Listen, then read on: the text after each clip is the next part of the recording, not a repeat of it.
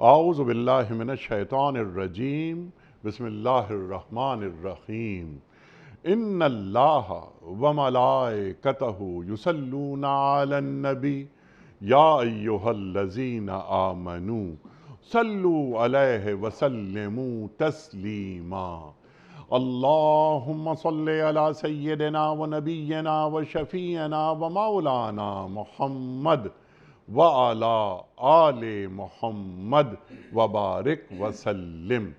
محترم خواتین و حضرات، السلام علیکم۔ پیام صبح کے ساتھ ایک بار پھر حاضر میں ہوں آپ کا میزبان انیق احمد۔ خواتین و حضرات، قرآن کریم کے مختلف آیات کے حوالے سے روزانہ گفتگو ہوتی ہے۔ ملک کے جید علماء تشریف لاتے ہیں اور قرآن کریم کی ان آیات کے معنی مفاہیم سے ہمیں آگاہ کرتے ہیں، ہمیں بتاتے ہیں کہ اللہ تعالی ہمیں کیسا دیکھنا چاہتا ہے اور ہمیں کہاں دیکھنا چاہتا ہے۔ خواتین و حضرات، یہ قرآن کریم ہم پڑھتے ہیں، تلاوت قرآن کریم بہت اچھی بات ہے، اس کا بڑا اجر و ثواب ہے، لیکن جو کچھ ہم پڑھ رہے ہیں، جسے ہم کہتے ہیں نا کہ ریڈنگ وداؤٹ میننگ، یہ نہیں ہونا چاہیے۔ قرآن کریم زمین والوں سے اللہ تعالیٰ کا آخری کلام ہے۔ اللہ تعالیٰ قرآن کریم کی ان آیات میں ہم سے کیا مخاطبت کر رہا ہے، ہمیں عزت اور وقار کے ساتھ رہنا کس کس انداز سے سکھا رہا ہے۔ خواتین و حضرات، جید علماء تشریف لاتے ہیں، آیات کو کھولتے ہیں، بہت ہی سلیس انداز میں ہم تک قرآن کریم کا علم پہنچاتے ہیں۔ آج ہم اپنے ملک کے ایک جید عالم دین سے سورہ مائدہ کی 2 آیات پر بات کروائیں گے، 78 اور 79۔ بنی اسرائیل، اللہ اکبر، 2 برگزیدہ انبیاء کے ذریعے اللہ لعنت کروا رہا ہے۔ اللہ اکبر۔ کن لوگوں پر کہ جن لوگوں نے کفر کی راہ اختیار کی؟ ان کا کام کیا تھا؟ لوگ سرکش ہو گئے تھے، زیادتیاں کرنے لگے تھے، انہوں نے ایک دوسرے کو برے افعال کے ارتکاب سے روکنا چھوڑ دیا تھا۔ اللہ اکبر۔ لوگ سرکش ہو گئے تھے، سرکشی میں ان کے اعمال کیا ہو گئے تھے؟ یہ بھی ہم ایک سوال رکھیں گے کہ کن بدعمالیوں کی وجہ سے ان پر 2 برگزیدہ انبیاء لعنت فرما رہے ہیں۔ ایک دوسرے کو برے افعال کے ارتکاب سے روکنا چھوڑ دیا تھا۔ معاشرے میں کیا کچھ ہوتا ہے، اگر اس کو نہیں روکا جائے، ٹوکا نہیں جائے، برے کو برا نہیں کہا جائے، تو یہ بھی اللہ تعالیٰ پسند نہیں کرتا۔ امر بالمعروف بہت اچھی بات ہے، نہیں عن المنکر، ہمارے یہاں نیکی کا تو حکم دیا جاتا ہے، محسوس یہ ہوتا ہے، لیکن نہیں عن المنکر پر گفتگو ذرا کم ہوتی ہے۔ ہم آنکھیں بچا کر چلے جاتے ہیں، ٹھیک ہے، جو ہونا ہے اور جو ہوتا ہے وہ ہوتا رہے۔ شاعر اسلامی کا مذاق اڑایا جاتا ہے، ہوتا رہے، کوئی مسئلہ نہیں۔ سود کے حوالے سے، بلکہ اسے ہم کہیں اور پھیلائیں کہ نصوص قرآنی کے حوالے سے بہت ساری بغاوتیں ہوتی ہیں، لیکن چلیں کوئی بات نہیں، ہاں نیکی کا پرچار کرتے رہیں۔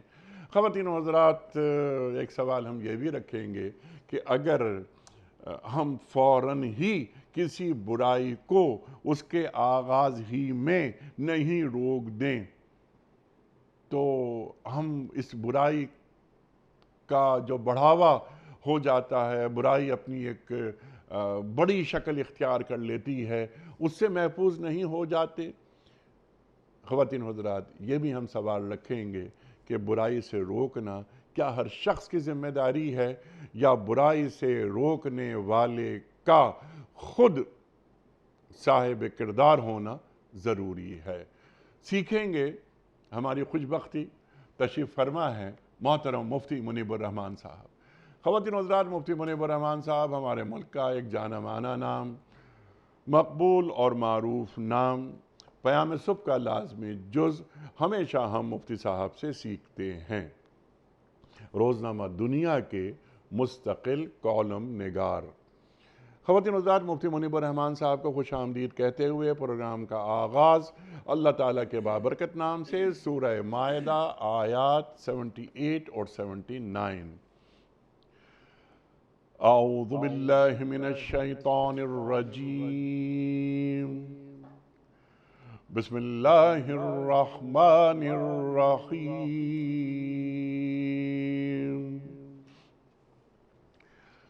لعن الذین کفروا من بنی اسرائیل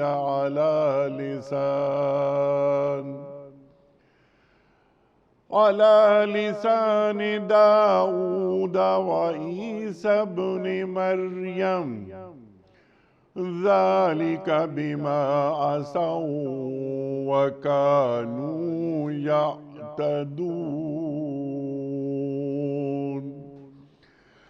كانوا لا يتناهون عن منكر فعلوه لبئس ما كانوا يفعلون صدق اللہ العظیم۔ بنی اسرائیل میں سے جن لوگوں نے کفر کی راہ اختیار کی ان پر داؤد علیہ السلام اور عیسیٰ ابن مریم علیہ السلام کی زبان سے لعنت کی گئی، کیونکہ وہ سرکش ہو گئے تھے اور زیادتیاں کرنے لگے تھے۔ انہوں نے ایک دوسرے کو برے افعال کے ارتکاب سے روکنا چھوڑ دیا تھا، برا طرز عمل تھا جو انہوں نے اختیار کیا۔ خواتین و حضرات، مفتی منیب الرحمان صاحب کی خدمت میں اس سے پہلے کہ ہم رکھیں آج کے پروگرام کے حوالے سے پہلا سوال، کل کے پوچھے گئے سوال کا درست جواب اور آج کا سوال آپ کی خدمت میں۔ کل کا سوال ہمارا یہ تھا کہ پہلی اور دوسری وحی کے درمیان کتنے عرصے کا وقفہ تھا؟ درست جواب 6 ماہ۔ آج کا سوال نوٹ فرما لیجئے۔ قرآن کریم کی کس صورت میں ذکر ہے کہ جہنم کی آگ دلوں تک پہنچ جائے گی؟ سورۃ الہمزہ یا سورۃ اللہب یا سورۃ الفرقان؟ جو درست جواب آپ سمجھتے ہوں روانہ فرمائیے۔ ہمارے فون نمبرز ہیں 0092213452709۔ ہمارا دوسرا فون نمبر ہے 009221343000980۔ ہمارا ای میل ایڈریس ps@dunyatv.tv، ہمارا SMS کا نمبر 3031 اور ہمارا واٹس ایپ کا نمبر ہے 009232182500194۔ حضرت ارشاد فرمائیے کہ 2 برگزیدہ انبیاء بنی اسرائیل کے ان کی زبانوں سے اللہ کیوں لعنت بھجوا رہا ہے؟ بسم اللہ الرحمن الرحیم، الحمدللہ رب العالمین، الصلاة والسلام علی سید المرسلین سیدنا و مولانا محمد وعلی آلہ وصحبہ اجمعین۔ انیق احمد صاحب، ان 2 آیات مبارکہ میں اللہ تبارک و تعالی نے کفار بنی اسرائیل پر لعنت کا ذکر فرمایا کہ جو اللہ تعالیٰ کے 2 جلیل القدر انبیاء کرام حضرت داؤد اور حضرت عیسیٰ ابن مریم کی زبانی فرمائی گئی۔ علامہ قرطبی نے لکھا کہ داؤد علیہ السلام کی زبانی تورات میں اور حضرت عیسیٰ علیہ السلام کی زبانی انجیل میں اس عہد کے کفار بنی اسرائیل پر لعنت فرمائی گئی اور ان کے سب اسلاف اور اخلاف اگلوں پچھلوں پر میں سے ان پر لعنت فرمائی گئی کہ جنہوں نے نبوت ختم المرسلین سیدنا محمد الرسول صلی اللہ اللہ علیہ وآلہ وسلم. صلی اللہ علیہ وآلہ وسلم کا انکار کیا۔ اس سے معلوم ہوا کہ صرف اقرار توحید سے ایمان کامل نہیں ہوتا تا وقت کہ اقرار نبوت و رسالت بھی اس کے ساتھ شامل نہ ہو۔ سبحان اللہ. لہذا اگر کوئی دعویٰ کرے کہ میں موحد ہوں، اللہ تعالیٰ کو یکتا اور وحدہ لا شریک ماننے والا ہوں، لیکن خاتم النبیین سیدنا محمد الرسول صلی اللہ اللہ علیہ وآلہ وسلم. صلی اللہ علیہ وآلہ وسلم کی نبوت پر اس کا ایمان نہیں ہے اور ختم نبوت پر نہیں ہے تو وہ مومن نہیں ہے موحد ہونے کے باوجود۔ لعنت کے معنی ہے اللہ تبارک و تعالیٰ کی رحمت سے دوری اور محرومی۔ وہ اسباب جو بنی اسرائیل کے کافروں پر لعنت الہی کا سبب بنے، انہیں ان آیات میں بیان کیا گیا ہے، اور وہ تین ہیں: عصیان، نافرمانی، اعتداء، حد سے تجاوز، اور تیسرا یہ کہ عدم تناہی عن المنکر یا برے کرتوتوں سے نہ روکنا۔ ٹھیک. یہ وہ تین اسباب تھے جن کی بنا پر ان پر لعنت فرمائی گئی۔ بعض مفسرین نے فرمایا کہ عصیان اللہ تعالیٰ کی نافرمانی سے جو امور متعلق ہیں، اور اعتداء بندوں کے حقوق کے ساتھ جو امور متعلق ہیں، لیکن یہ مطلق ہے اور یہ دونوں کو حقوق اللہ اور حقوق العباد کو بھی یہ دونوں باتیں شامل ہیں۔ اب رہا یہ سوال کہ ان کا عصیان کیا تھا اور اعتداء یا حد سے تجاوز کیا تھا۔ مثلا اللہ تعالیٰ فرماتا ہے کہ وَإِذْ قُلْنَا ادْخُلُوا هَٰذِهِ الْقَرْيَةَ، جب ہم نے بنی اسرائیل کو حکم دیا کہ اس بستی بیت المقدس میں داخل ہو جاؤ، فَكُلُوا مِنْهَا حَيْثُ شِئْتُمْ رَغَدًا، یہاں جہاں سے بھی تم چاہو تمہارے لیے روزی کے وسیع اسباب ہیں، کھاؤ پیو، لیکن فرمایا کہ وَادْخُلُوا الْبَابَ سُجَّدًا، جب اس میں داخل ہو تو تواضع کے ساتھ داخل ہونا۔ وَقُولُوا حِطَّةٌ، اور داخل ہوتے وقت کہنا کہ اللہ ہمیں معاف فرما۔ اس کے نتیجے میں نغفر لکم خطایاکم، اللہ ہم تمہاری خطاؤں کو معاف فرما دیں گے، سنزید المحسنین، اور نیکوکاروں کو اس سے بھی زیادہ عطا فرمائیں گے۔ اب انہوں نے حد سے تجاوز کیا کیا کہ حکم ہوا کہ سر کو جھکاتے ہوئے داخل ہو جاؤ، تو یہ اکڑتے ہوئے داخل ہوئے۔ حکم تھا کہ جب داخل ہو تو حطۃ کہو کہ اللہ معاف فرما، انہوں نے حطہ کو بھی حنطۃ سے بدل دیا۔ اللہ نے فرمایا کہ فَبَدَّلَ الَّذِينَ قَوْلًا غَيْرَ الَّذِي قِيلَ لَهُمْ، تو جو بات انہیں کہی گئی تھی اس کو از خود دوسری بات سے بدل دیا، اور یہ احکام الہی سے تجاوز تھا، عدوان تھا، اعتداء تھا۔ جی.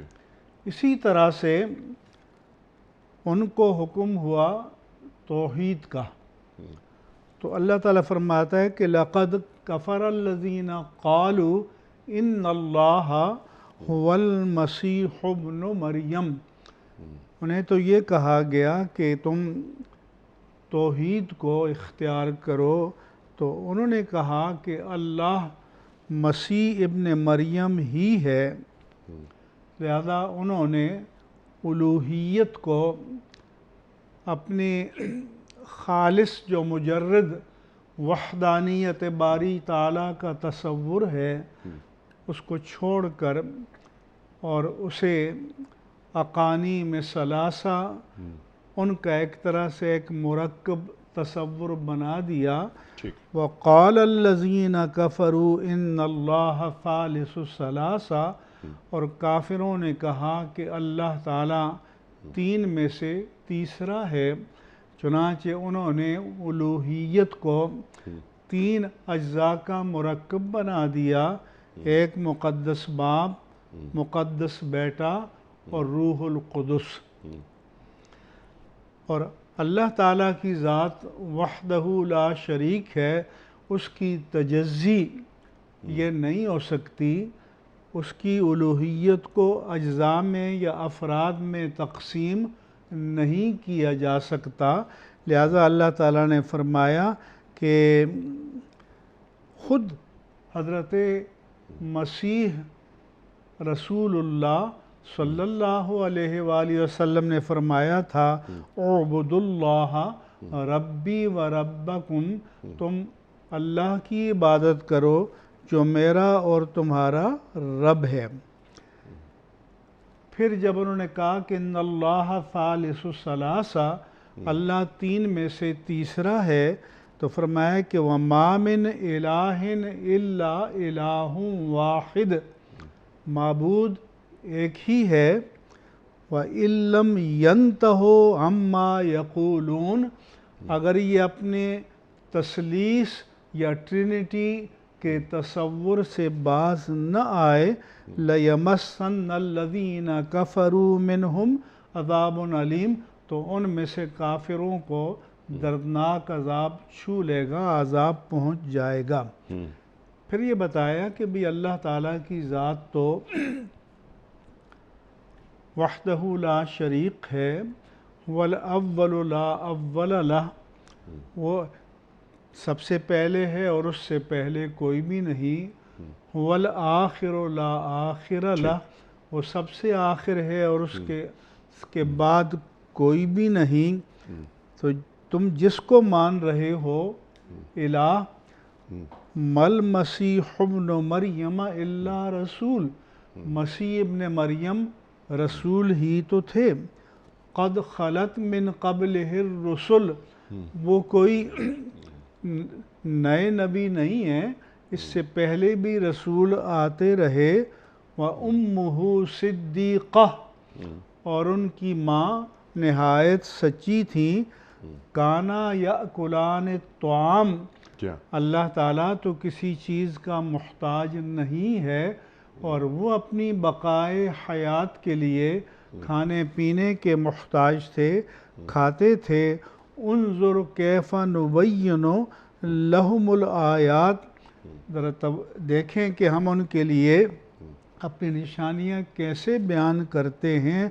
ثم انظر انا یؤفکون، پھر دیکھیے کہ وہ کیسے اوندے منہ باطل کی طرف چلے جا رہے ہیں۔ پھر اللہ تبارک و تعالیٰ نے یہ بھی فرمایا، انہوں نے کہا کہ عیسیٰ علیہ السلام کے بارے میں کہ کلمۃ اللہ القاہا الی مریم وروح منہ، وہ اللہ کا کلمہ ہے جو اس نے مریم کو القاء کیا اور اس کی طرف سے روح ہیں۔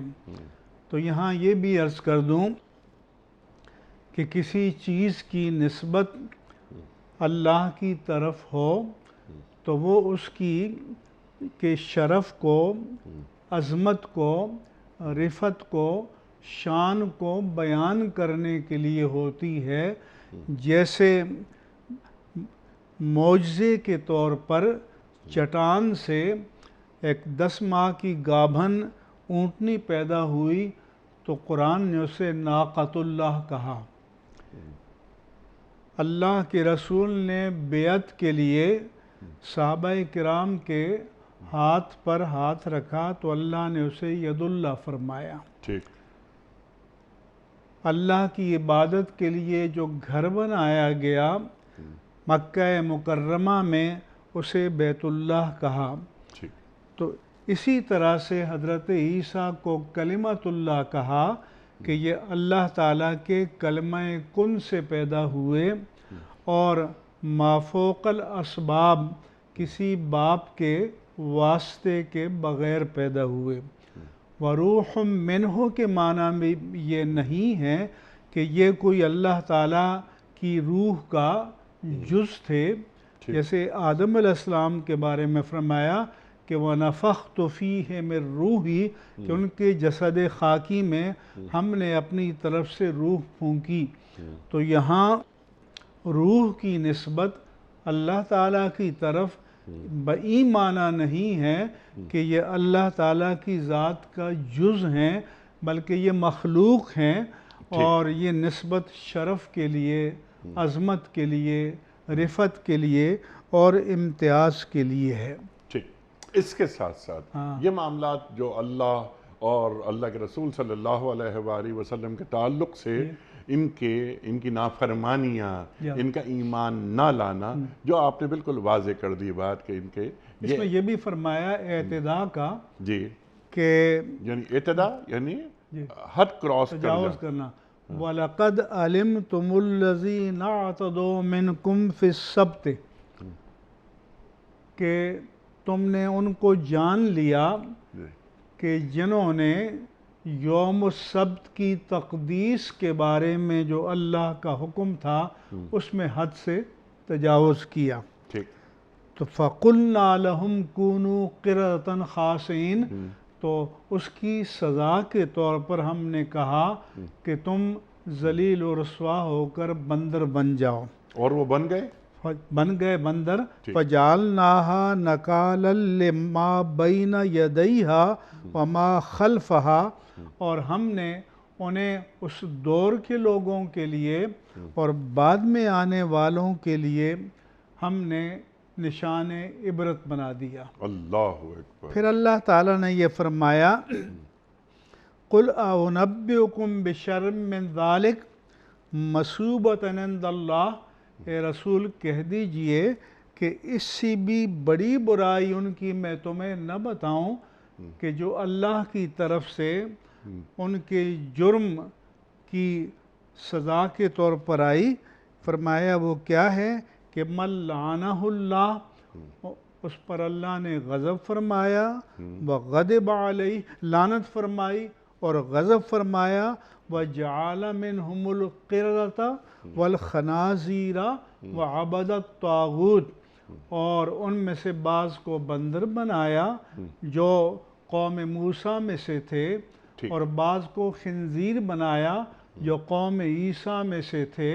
تو قوم موسیٰ علیہ السلام میں سے ان کو بندر بنایا کہ جنہوں نے یوم السبت کی تقدیس کے بارے میں اللہ کے حکم سے تجاوز کیا۔ انہیں حکم ہوا تھا کہ ہفتے کے دن مچھلیوں کا شکار نہ کرنا، تو انہوں نے دریا سے نالیاں کھودیں اور آگے تالاب بنا دیے، اور اس پانی کے ساتھ مچھلیاں بھی چلی آتی، اور پھر ہفتے کے دن شکار کرتے کہ ہم نے تو شکار نہیں کیا، خود چلی آئیں، اور اس دن ہفتے کے دن مچھلیوں نے بھی زیادہ آنا شروع کر، کثرت سے، معمول سے زیادہ آئیں، ابتلاء کے طور پر اور امتحان کے طور پر۔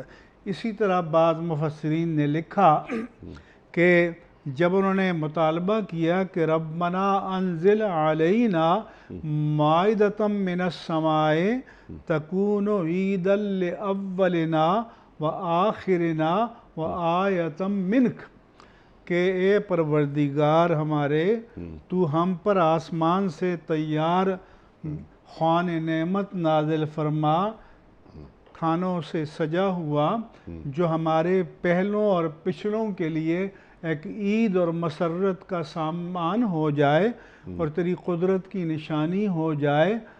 لیکن اللہ نے فرمایا کہ فَإِنِّي مُنَزِّلُهَا، میں اتار تو دوں گا، لیکن جو اس کے بعد پھر نافرمانی کرے گا تو میں اس کو ایسی سزا دوں گا جو جہان والوں میں سے کسی کو نہیں دی۔ اللہ تو اکبر۔ ان کو پھر اللہ تعالیٰ نے خنزیر بنا دیا۔ وعبد الطاغوت، عبد جمع ہے عبد کی، اور شیطان کا پرستار اور پوجا کرنے والا بنا دیا۔ یہاں ضمناً آپ کی اجازت سے ارشاد۔ ایک بات اور عرض کر دوں کہ کوئی یہ نہ سمجھے کہ جو بندر بنائے گئے تھے مسخ کر کے، اور جو خنزیر بنائے گئے تھے صورتوں کو مسخ کر کے، ان کی نسلیں آگے چلیں تاکہ کوئی اوا گون یا تناسخ ارواح کے عقیدے کے لیے جواز پیدا نہ کرے، بلکہ انہیں سزا کے طور پر بندر بنایا گیا اور سزا کے طور پر خنزیر بنایا گیا، اور پھر ان کو مار دیا گیا۔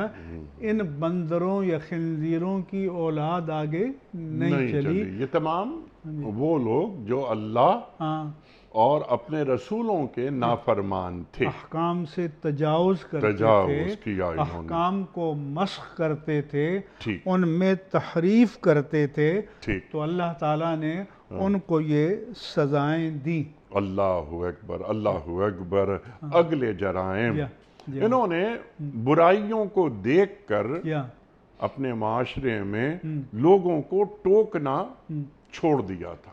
یہ بہت بڑا جرم بیان کیا قرآن نے کہ وَكَانُوا لَا يَتَنَاهَوْنَ عَنْ مُنْكَرٍ فَعَلُوهُ، جو ان میں سے برے کرتوت کرتے تھے جی، تو وہ ان برائیوں سے روکتے نہیں تھے، ان برائیوں سے ٹوکتے نہیں تھے، مثلاً بلکہ حدیث پاک میں فرمایا کہ رسول اللہ صلی اللہ علیہ وآلہ وسلم نے کہ ان اول ما دخل النقص علی بنی اسرائیل، کہ بنی اسرائیل میں سب سے پہلے جو خرابی در آئی وہ یہ تھی کہ کان الرجل یلقی الرجل فیقول یا ھذا اتق اللہ دع ما تصنع، کہ جب کوئی شخص ان میں سے اپنے میں سے کچھ لوگوں کو برائی کرتے دیکھتا، کہتا بابا اللہ سے ڈرو، یہ آپ کیا کر رہے ہو، یہ برے کرتوت چھوڑ دو۔ پھر حضور نے فرمایا کہ فَإِنَّهُ لَا يَحِلُّ لَكَ، کہ یہ تمہارے لیے جائز نہیں ہے۔ ثُمَّ يَلْقَاهُ مِنَ الْغَدِ، پھر اگلے دن جو ان سے ملتا، فَلَا يَمْنَعُهُ، پھر وہ نہ روکتا، ذَلِكَ أَن يَكُونَ أَكِيلَهُ وَشَرِيبَهُ وَقَعِيدَهُ۔ اکیل کے معنی مل کر کھانے والا جس کو ہم نوالا کہتے ہیں، شریب کے معنی مل کر پینے والا جس کو ہم پیالہ کہتے ہیں، اور قعید کے معنی ہم نشین، ہم مجلس، تو پھر ان کا ہم نشین ہو جاتا، ان کا ہم مجلس ہو جاتا، اس برائی میں ان کا شریک و سہیم بن جاتا۔ اور پھر اللہ نے فرمایا کہ فَلَمَّا فَعَلُوا ذَلِكَ، جب انہوں نے یہ کرتوت شروع کیے، ضَرَبَ اللَّهُ قُلُوبَ بَعْضِهِمْ عَلَىٰ بَعْضٍ، کہ اللہ نے بعض کے دلوں کو بعض پر مار دیا، یعنی بعض کے دلوں میں جو خباثتیں تھیں، تو جو بعض بچے ہوئے تھے جب ان میں خلط ملط ہو گئے تو ان کو بھی انہی کے رنگ میں رنگ دیا۔ پھر اللہ کے رسول نے یہ آیت پڑھی کہ لُعِنَ الَّذِينَ كَفَرُوا مِن بَنِي إِسْرَائِيلَ عَلَىٰ لِسَانِ داؤد وعیسی ابن مریم، یہ پوری آیت پڑھی، اور پھر فرمایا کہ کاللہ، خبردار، واللہ لَتَأْمُرُنَّ بِالْمَعْرُوفِ وَلَتَنْهَوُنَّ عَنِ الْمُنْکَرِ، قسم بخدا، اللہ کی قسم، تم ضرور بالضرور نیکی کا حکم دو گے، اور تم ضرور بالضرور برائی سے روکو گے، وَلَتَأْخُذَنَّ عَلَىٰ يَدِ الظَّالِمِ، لَتَأْمُرُنَّ بِالْمَعْرُوفِ وَلَتَنْهَوُنَّ عَنِ الْمُنْکَرِ وَلَتَأْخُذُنَّ عَلَىٰ يَدِ الظَّالِمِ، ظالم کے ہاتھ کو پکڑو گے، ٹھیک، ظلم کی طرف بڑھتے ہوئے ہاتھ کو پکڑو گے، وَلَتَأْتُرُنَّهُ وَلَا الْحَقِّ أَتْرًا وَلَا تَقْصُرُنَّهُ وَلَا الْحَقِّ قَصْرًا، ان کو باندھ کر روک کر حق پر جمائے رکھو گے، اور حق سے بہکنے کی، بھٹکنے کی، پلٹنے کی اور بغاوت کی اجازت نہیں دو گے۔ یہ من حیث المجموع امت مسلمہ کی ذمہ داری ہے، سبحان اللہ، یعنی یہ امت مسلمہ کی ذمہ اجتماعی داری ذمہ داری ہے، اجتماعی ذمہ فرض داری ہے، کفایہ ہے، فرض کفایہ ہے۔ پھر درجہ بدرجہ، ٹھیک، مرتبہ بمرتبہ جن کے پاس قوت نافذہ ہے ہاں، ان کی ذمہ داری بڑھ جاتی ہے۔ ہے۔ اچھا مفتی صاحب، ایک ایک بات آپ نے واضح کر دی کہ ان کے جرائم کیا کیا تھے۔ اللہ تعالیٰ نے قرآن کریم میں جو آیات رکھی ہیں صرف مخاطبت انہی سے نہیں ہو رہی، یہ آپ نے بہت اچھی بات فرمائی کہ امت مسلمہ کی بھی کچھ ذمہ داریاں ہیں۔ یہ آیت یا یہ آیات ہم سے کیا مخاطبت کر رہی ہیں؟ اللہ تعالیٰ کا بندوں سے ایک تعلق ہے، ایک رشتہ ہے۔ اللہ اور اللہ کے رسول صلی اللہ علیہ وآلہ وسلم کے کچھ حقوق ہیں جو ہمیں ادا کرنے ہیں۔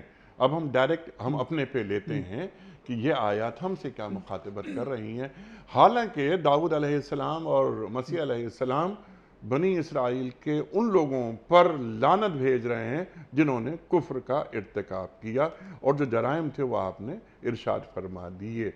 ہم مزید باتیں نہیں کرتے کہ وہ سود کھاتے تھے، وہ انبیاء کو قتل کرتے تھے، وہ قرآن تو ہماری کتاب ہے، وہ اپنی کتاب توریت کی آیات کو بیچ دیتے تھے بہت کم قیمت پر۔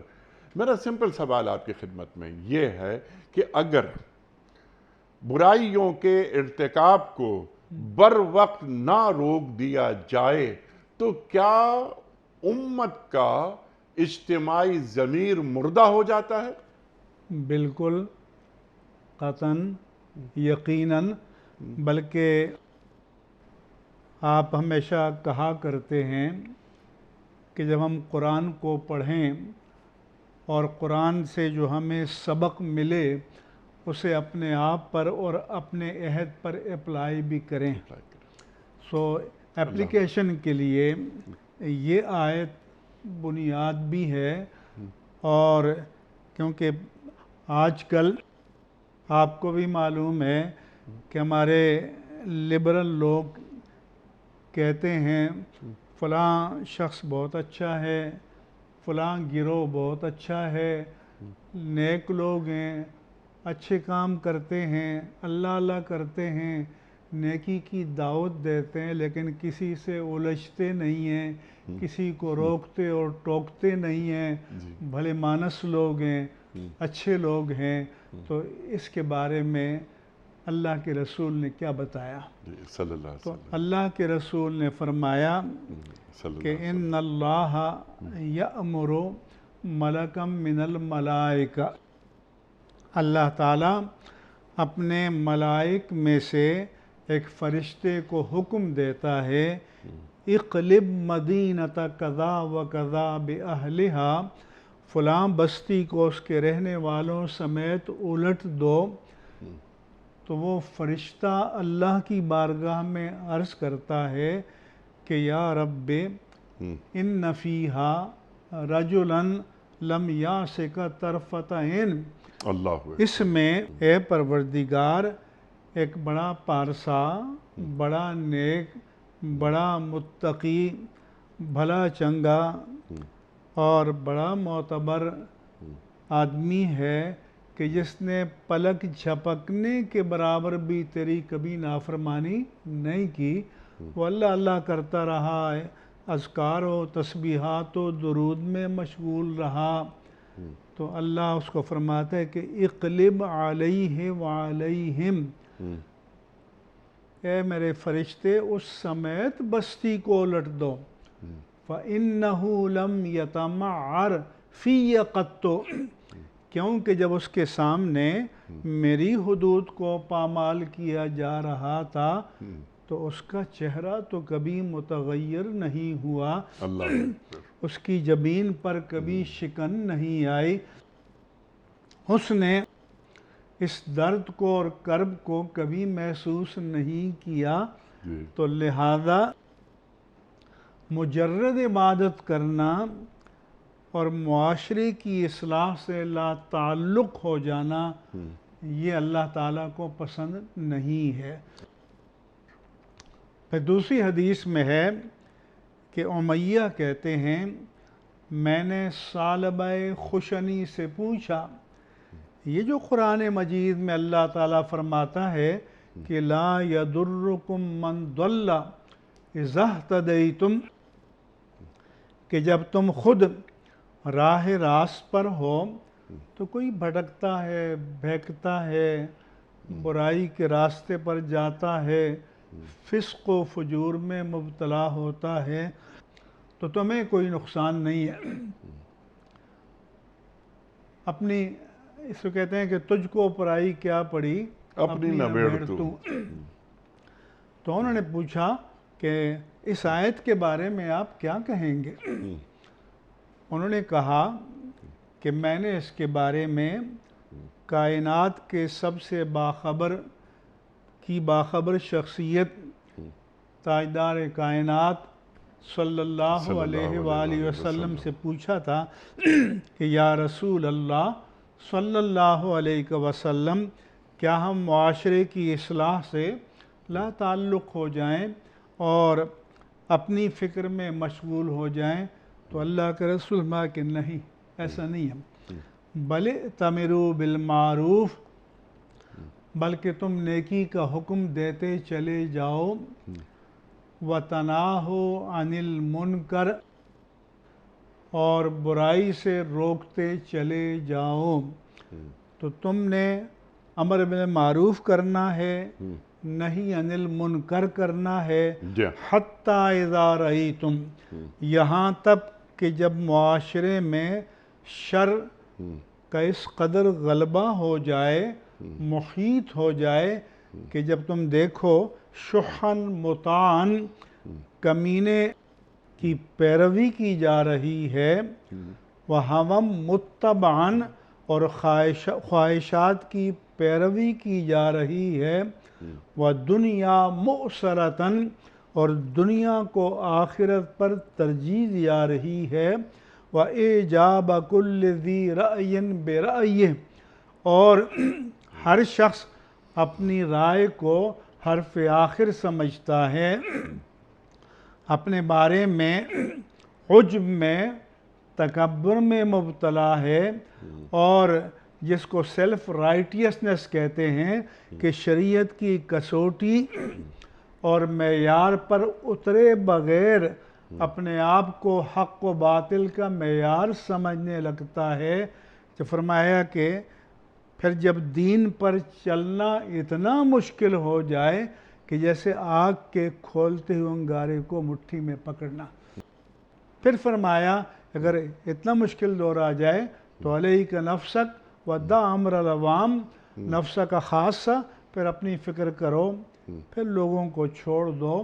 کیوں کہ اس مشکل ترین وقت میں جو دین پر قائم رہے گا اسے 50 افراد کے برابر ثواب ملے گا۔ عبداللہ بن مبارک سے پوچھا گیا کہ اس دور کے 50 افراد، کہتے ہیں کہ پوچھا گیا کہ اس دور کے 50 افراد کے برابر، تو اللہ کے رسول صلی اللہ علیہ وسلم فرمایا کہ اجر 50 رجلا منکم، صحابہ سے فرمایا کہ تمہارے 50 افراد کے برابر۔ یہ ایسا ہی ہے کہ جیسے حدیث پاک میں فرمایا کہ اللہ کے رسول صلی اللہ علیہ وآلہ وسلم سے پوچھا گیا کہ من اشد الناس حبا لک یا رسول اللہ، یا رسول اللہ صلی اللہ علیہ وسلم، آپ کا سب سے بڑا محب، سب سے بڑا چاہنے والا کون ہے؟ فرمایا کہ ناسن یکونون من ورائی لم یرانی، وہ لوگ ہیں جو میرے بعد آئیں گے، لم یرونی، جنہوں نے مجھے دیکھا نہیں ہے، لیکن یتمنون اللہ ان یرونی بے اموالہم وانفسہم، تمنا کریں گے کہ ان کی ساری جو متاع حیات و کائنات ہے، جان و مال، وہ قربان ہو جائے اور آقا کے دیدار کی ایک جھلک نصیب ہو جائے۔ اللہ فرمایا کہ طوبیٰ لمن رآنی و آمن بی، جو مجھے دیکھ کر مجھ پر ایمان لایا اس کے لیے ایک بشارت ہو، وطوبیٰ سبع مرات لمن لم یرنی و آمن بی، جو بن دیکھے مجھ پر ایمان لایا اس کے لیے 7 بشارتیں ہوں۔ لہذا حضور نے تنبیہ بھی فرمائی کہ لَتَتَّبِعُنَّ سُنَنَ مَنْ قَبْلَكُمْ، تم ضرور بے ضرور اپنے سے پچھلوں کے طریقے کی پیروی کرو گے، ذراعًا بذراع و شبراً بشبر، ذراعًا بذراع و شبراً بشبر، ہاتھ برابر بالش برابر۔ تو صحابہ کرام نے عرض کی یا رسول اللہ صلی اللہ علیہ وسلم، آپ کی مراد کون لوگ ہیں؟ کیا یہود و نصارہ؟ آپ نے فرمایا کہ عواماً، اور کون؟ تو آپ نے متنبہ کیا کہ ان کی خرابیاں تمہارے اندر در آ جائیں گی، نفوذ کریں گی، اور تم بھی ان خرابیوں میں مبتلا ہو جاؤ گے۔ تو اس لیے ہمیں بھی اس بارے میں باخبر اور متنبہ ہونا چاہیے۔ اب جو آپ کا سوال تھا کہ اگر ہمارے دیکھتے اور اگر ہمارے نظام کے اندر، نظم اجتماعی کے اندر، یا ہماری اشرافیہ اور ارباب اختیار و اقتدار کے اندر، یا ہمارے علماء کے اندر اتنی طاقت ہے کہ وہ قوت بازو سے یا زبان سے آواز بلند کر کے، قلم سے لکھ کر برائی کو روک سکیں، تو وہ ضرور روکیں، کیونکہ فرمایا ورنہ یہ ہوگا کہ جیسے ایک سفینہ ہے جس کی 2 منزلیں ہیں، ایک نچلی منزل ہے اور ایک اوپر ڈیک جسے کہتے ہیں، وہ ہے جو نچلی منزل میں لوگ ہیں انہیں پانی کی ضرورت پڑتی ہے تو اوپر والوں سے کہتے ہیں کہ ہمیں پانی دو، وہ نہیں دیتے تو وہ نیچے کدال کلہاڑی لے کر اس کشتی میں سوراخ کرنے لگ جاتے ہیں کہ پانی آ جائے۔ تو حضور نے فرمایا جب کشتی میں پانی بھر جائے گا تو اکیلے وہ نہیں ڈوبیں گے، تم بھی اس کے ساتھ پورا سفینہ ڈوب جائے گا۔ اللہ اکبر۔ تو سفینہ امت کو بچانے کے لیے اصلاح امت کے فریضے سے غافل ہونے کی اجازت نہیں ہے۔ ٹھیک ہے، اصلاح امت سے غافل ہونے کی اجازت ہمارا دین نہیں دیتا۔ اچھا، کیونکہ اب وہ وقت مکمل ہو رہا ہے ہمارے پروگرام کا، آپ نے ایک ایک جز بالکل تفصیل کے ساتھ عطا فرما دیا۔ بہت سے سوالات تھے جو مجھے اٹھانے تھے، لیکن آپ کی گفتگو میں ان کے جوابات آ گئے۔ اللہ اکبر۔ اب یہاں جو ہم آخر میں ایک سوال رکھتے ہیں ٹو ڈوز کے حوالے سے، اس کو اگر میں سوال بنا کے رکھوں آپ کی خدمت میں، تو سوال میرا یہ ہوگا کہ جو جرائم آپ نے بنی اسرائیل کے ان لوگوں کے تعلق سے یہاں فرمائے کہ جنہوں نے کفر کیا اور جن کی زبان، یعنی 2 انبیاء کی زبانوں سے لعنت ان پر اللہ کروا رہا ہے، اور قرآن کریم میں یہ آیات رکھ دی گئیں، یعنی قیامت تک پڑھی جاتی رہیں گی۔ ان 2 آیات کی روشنی میں ہم اپنا چہرہ دیکھیں، تو ہمیں اپنا چہرہ کیسے نظر آ رہا ہے، اور یہ کہ کہیں یہ مرض ہمارے اندر تو داخل نہیں ہو گیا؟ ایک تو یہ ہے کہ ان کی خرابیوں میں سے اتخذوا احبارہم و رہبانہم اربابا من دون اللہ، اللہ اکبر، کہ انہوں نے اپنے درویشوں کو اور علماء کو اللہ کے مقابل رب بنا لیا۔ ٹھیک۔ رسول اللہ صلی اللہ علیہ وآلہ وسلم سے حاتم نے پوچھا کہ یا رسول اللہ صلی اللہ علیہ وسلم، وہ اپنے علماء کو رب تو نہیں کہتے تھے؟ تو حضور نے فرمایا رب کہتے تو نہیں تھے کہ لیکن جب اللہ کے حکم کے مقابل وہ اپنے احکام جاری کرتے تھے اور وہ اللہ کے حکم کو چھوڑ کر ان کے حکم پر عمل کرتے تھے تو پھر انہوں نے اللہ کی اتھارٹی کو تو نہ مانا۔ تو جب آپ اللہ کی اتھارٹی غیر اللہ کو دے دیں تو پھر قولاً تو نہیں لیکن فعلاً اور عملاً وہ رب ماننا ہی قرار پائے گا۔ یعنی قولی اقرار ہو رہا ہے اور عملی انکار ہو رہا ہے۔ عملاً انکار ہو رہا ہے۔ اسی طرح سے وہ یہ کرتے تھے کہ جیسا کہ حضور نے فرمایا کہ جب فاطمہ مخزومیہ نے چوری کی اور آپ صلی اللہ علیہ وسلم کی بارگاہ میں قریش نے آپ کے محبوب حضرت اسامہ بن زید سے کہا کہ سفارش کر لیں، اگر اس کا ہاتھ کٹا تو ہماری ناک کٹ جائے گی، تو کوئی اور راستہ نکالیں۔ تو حضور نے فرمایا کہ تم پچھلی امتوں کی طرح ہو کہ جو بااثر اور بااختیار جرم کرتا تو بچ جاتا، چھوٹ جاتا، اور بے اختیار جرم کرتا تو اس پر قانون نافذ کرتے۔ فرمایا کہ واللہ لو کانت فاطمۃ بنت محمد سرقت لقطعت یدہا، ظاہر انہوں نے تو چوری نہیں کرنی تھی، فرمایا کہ بالفرض اگر یہ بھی ہو تو میں ہاتھ کاٹوں گا۔ مطلب یہ تھا کہ کسی کے لیے حدود الہی کے نفاذ میں استثناء کی قطعاً کوئی گنجائش نہیں ہے۔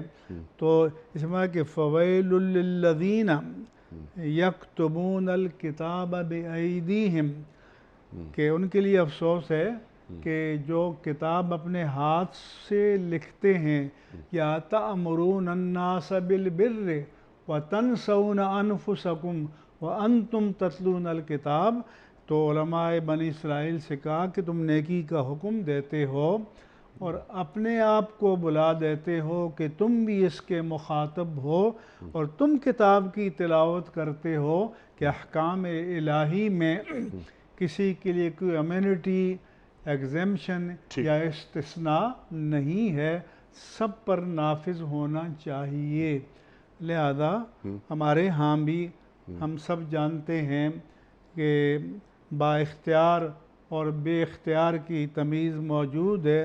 آج کل ہی ہمارے میڈیا پر ایک بچی پر جو گھر میں کام کرنے والی بچی پر جو ظلم ہوا، جو خادمہ کے طور پر کام کرتی تھی، ان کو انتہائی وحشیانہ اور درندگی کے ساتھ اذیت پہنچائی گئی۔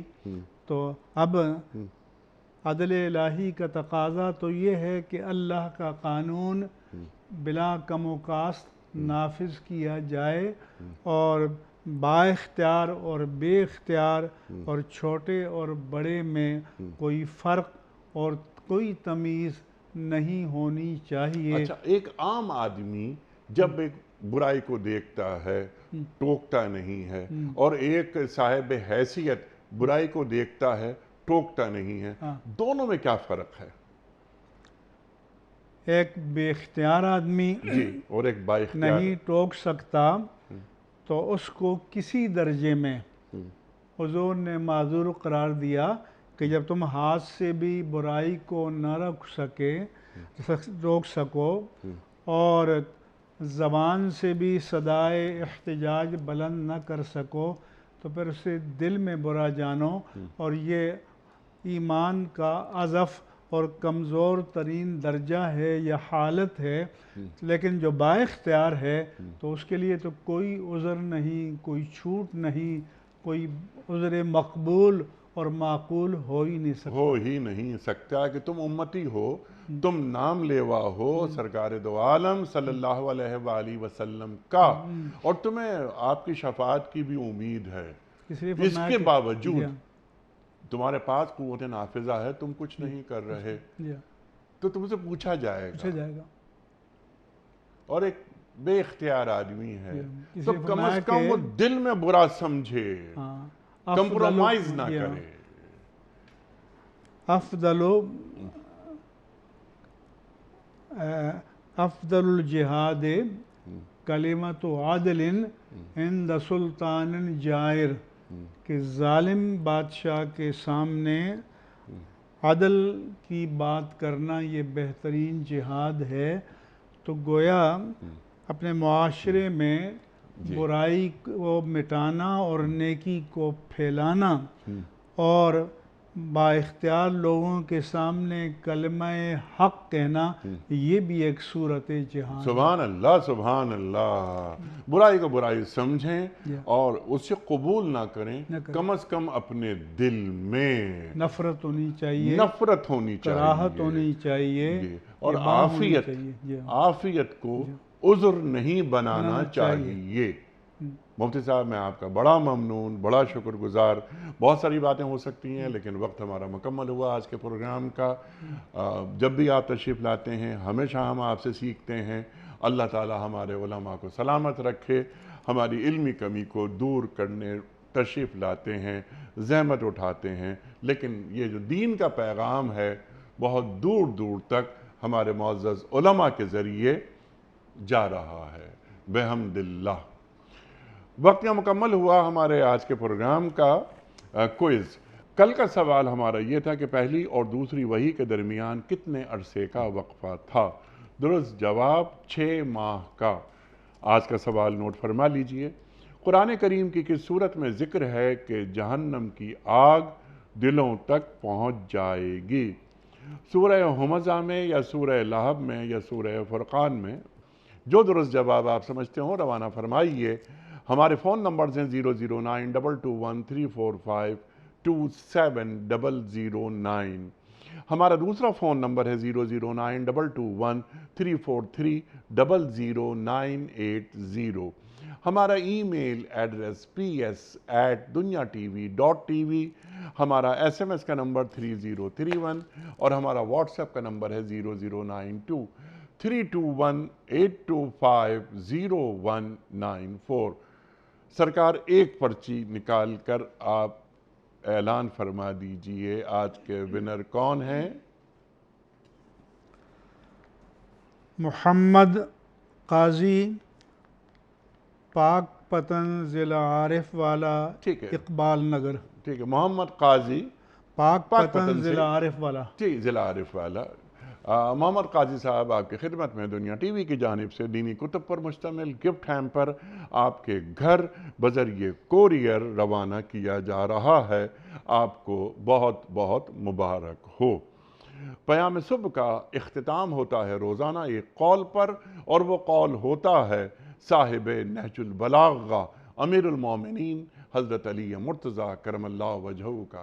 آپ فرماتے ہیں نیک ادب اعلیٰ ترین نسب ہے اور مقصد تک پہنچنے کے لیے بلند ترین وسیلہ۔ نیک ادب اعلیٰ ترین نسب ہے اور مقصد تک پہنچنے کے لیے بلند ترین وسیلہ۔ سبحان اللہ، سبحان اللہ۔ اپنے میزبان انیق احمد کو کل تک کے لیے اجازت دیجیے۔ خدا حافظ۔